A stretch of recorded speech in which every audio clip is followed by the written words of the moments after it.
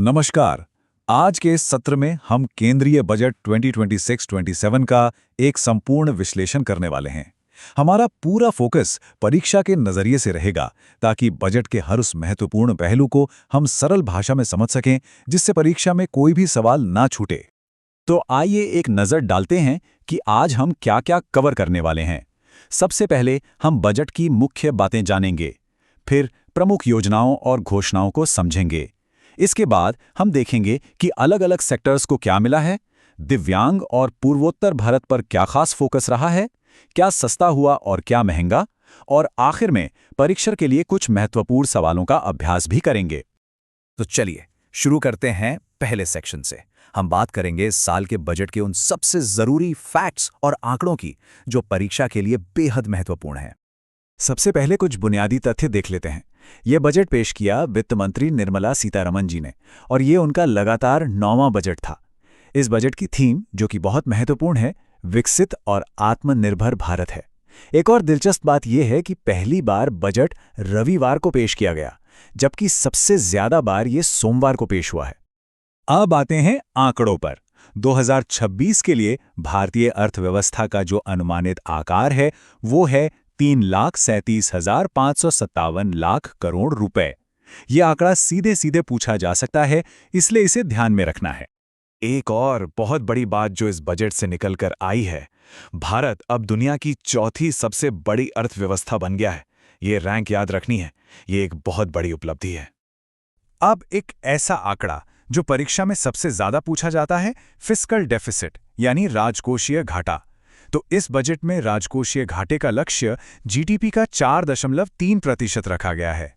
इस नंबर को बिल्कुल नोट कर लीजिए, ये बहुत ही जरूरी है। तो देखिए, यहां से सीधा सवाल क्या बन सकता है? 2026-27 के बजट में राजकोषीय घाटा कितना अनुमानित है? और इसका जवाब होगा 4.3%। ठीक है, तो मुख्य बातें हमने देख लीं। अब आगे बढ़ते हैं और देखते हैं कि इस बजट में कौन सी बड़ी योजनाएं और नई घोषणाएं हुई हैं जो परीक्षा के लिए महत्वपूर्ण हैं। टेक्सटाइल सेक्टर में 2 बड़ी योजनाओं की घोषणा हुई है और इन दोनों के बीच का फर्क समझना बहुत जरूरी है। देखिए, जो राष्ट्रीय फाइबर योजना है वो सिर्फ रेशम, ऊन और जूट के लिए है, जबकि समर्थ 2.0 पूरे कपड़ा क्षेत्र को कवर करती है और इसके तहत एक मेगा टेक्सटाइल पार्क भी बनाया जाएगा। कुछ और भी महत्वपूर्ण योजनाएं हैं, आइए उन पर भी एक नजर डाल लेते हैं। जैसे महात्मा गांधी ग्राम स्वरोजगार योजना, छोटे किसानों के लिए 2,000 रुपए के लोन की सुविधा, और दिव्यांग सहारा योजना। लेकिन इनमें से सबसे ज्यादा ध्यान जिस पर देना है वो है सेमीकंडक्टर के लिए ISM 2.0 स्कीम, जिसके लिए 400 करोड़ रुपए का आवंटन हुआ है। तो यहां से 2 पार्ट का सवाल बन सकता है। पहला, योजना का नाम क्या है, ISM 2.0, और दूसरा, इसके लिए बजट कितना है, 400 करोड़ रुपए। ये एक संभावित परीक्षा प्रश्न है। चलिए, योजनाओं के बाद अब बात करते हैं कि अलग-अलग सेक्टर्स को क्या मिला है। यानी अब हम देखेंगे क्षेत्रवार आवंटन और उनके लक्ष्य। इंफ्रास्ट्रक्चर पर इस बार जोर साफ दिखाई दे रहा है और यहां पर जो नंबर्स हैं वो सीधे सीधे परीक्षा में पूछे जा सकते हैं। 20 नए राष्ट्रीय जलमार्ग, 5 नए एक्सप्रेसवे और 7 नए hybrid high speed rail corridor. इन नंबर्स को याद रखना है।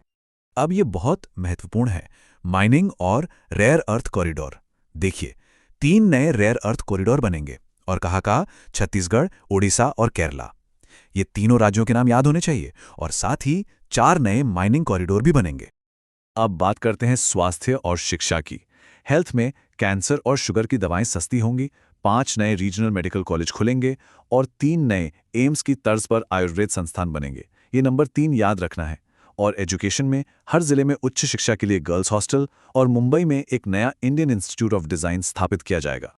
बजट में 2 क्षेत्रों पर विशेष फोकस रहा है। एक है दिव्यांगजन और दूसरा है हमारा पूर्वोत्तर भारत। आइए देखते हैं इनके लिए क्या खास घोषणाएं हुई हैं। पूर्वोत्तर भारत के लिए 2 बहुत बड़े घोषणाएं हैं, इन्हें नोट कर लीजिए। पहला है बुद्धिस्ट सर्किट, और इसमें कौन कौन से राज्य शामिल हैं? असम, अरुणाचल प्रदेश, मिजोरम और त्रिपुरा। चारों राज्यों के नाम पता होने चाहिए। और दूसरा, 4,000 नई इलेक्ट्रिक बसें चलाई जाएंगी। अच्छा, अब आते हैं उस सवाल पर जो आमतौर पर सबकी जुबान पर होता है कि भाई क्या सस्ता हुआ और क्या महंगा। चलिए एक नज़र इस पर भी डाल लेते हैं। तो देखिए, सस्ती होने वाली चीज़ों के लिस्ट में हैं कैंसर शुगर की दवाएं, लेदर के प्रोडक्ट्स जैसे पर्स, बेल्ट, जूते, मोबाइल और बैटरी भी, और विमानों का ईंधन। और महंगा क्या हुआ है?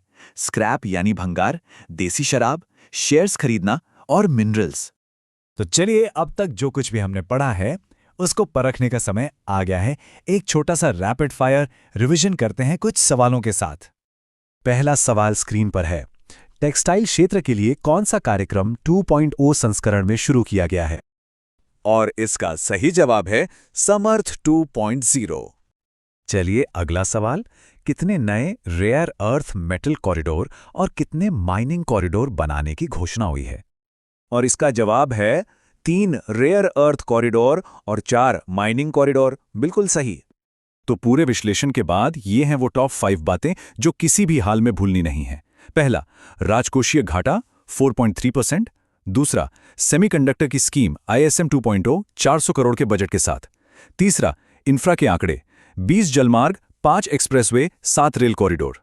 चौथा, कॉरिडोर 3 रेयर अर्थ और 4 माइनिंग। और पांचवां, पूर्वोत्तर का बुद्धिस्ट सर्किट और उसके 4 राज्य।